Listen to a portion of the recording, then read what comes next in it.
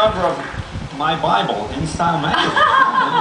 Now, I was reading the article. It has facts you didn't know about Drew. Oh, well. It said, like, you eat Chinese food every Sunday? I do. Okay, every Sunday? Yes, and I also mentioned how puffy I wake up on Monday morning. Okay, all right. I mean, like, swollen shut, but it's so worth it. Yeah. Now, do you read your fortune cookie? Not only do I read my fortune cookie, but I like to lick it and stick it on my forehead and play that game where you guys read each other's fortunes to you. And then I forget to take it off for a while. Yeah. And everybody's looking at me like I'm nuts, which they kind of are a lot of the time anyway. Yeah. What's weird is when people recognize you, I forget that they're recognizing me. So really they're just looking at me like with this weird look on their face, and I think, oh, something's wrong with me or something. And the fortune cookie is just no exception. Yeah. It's the same sort of look. And you love riding the subway. I do. Okay, now what's the thrill there? Being broke? I'm not quite sure. What is it?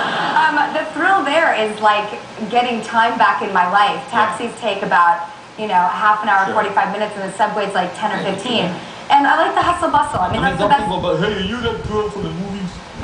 If they do, I'll be like, and then I just go back down to my magazine or book. I think reading material is essential if you're a solo flyer.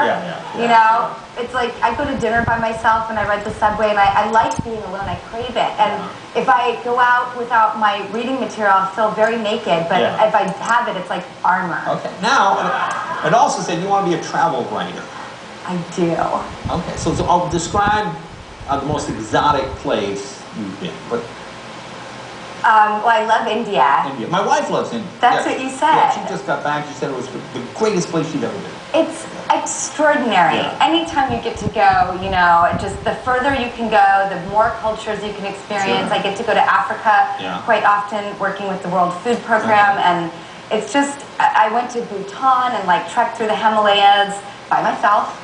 And by yourself? I did. Wow. And it was amazing. Wow. And just so opening. And, I went to some monasteries and prayed, and it was just like, it was so cool. Is that how they pray over there? I felt the lotus flowers opening. It was just so special, and I just felt so lucky. I want to seek out adventures that make me a bigger person. That would be eating. Yeah. Oh, well, that. I love food. I could eat 25 meals a day. No, well, you look great. Thank you. Now, tell people about Big Miracle. I love this movie. Tell people what it's about. Well, it's about 3 California gray whales that get trapped in the Arctic shelf, and a gentleman reports on it in the news locally, and it gets picked up nationally because Tom Brokaw actually. It's a true story. It's a true story. It happened in 1988, thank you, up in Barrow, Alaska. And my character, who's a real-life woman, Cindy Lowry, was a Greenpeace advocate, and she went and sort of fought on the government level and tried to bring in, icebreakers and barges to save these whales. And then the White House got wind of it, and they were trying to get Bush elected, but Reagan had a bad environmental record, so they wanted to get involved to look like they were saving the whales. It's fun to see how a little story becomes a national story. And then the oil companies saw like an opportunity to get involved, and then you had all these people who totally opposed each other, environmentalists and oil companies, and but somehow everyone, even though they didn't agree with one another, fundamentally they were able to put those differences aside for one moment and work together, and that is a wonderful message. Oh, it's a wonderful story. Wonderful stuff. Now, what is the clip we're going to see? What is happening in this clip, do you know?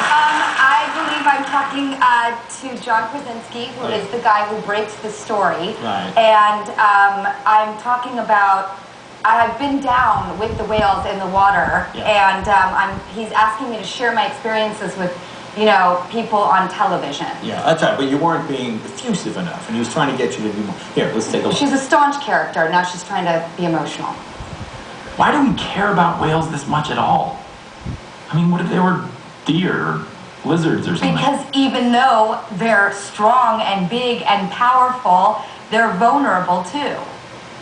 And it just makes you wish that you were Superman and you could just scoop them up and bring them somewhere safe. And what's heartbreaking is they know what's going on. They know they're in trouble and they're scared. And we ache for them because they're so much like us. we get scared and we're vulnerable and we need help sometimes too. Alrighty. My next guest, 3-time Grammy-nominated artist, one of country music's biggest stars. More importantly, he's going to help save the network as a coach. NBC's hit show The Voice. Read about it in the latest issue of Rolling Stone. The season premiere is Sunday night, right after the Super Bowl. Please welcome Blake Shelton.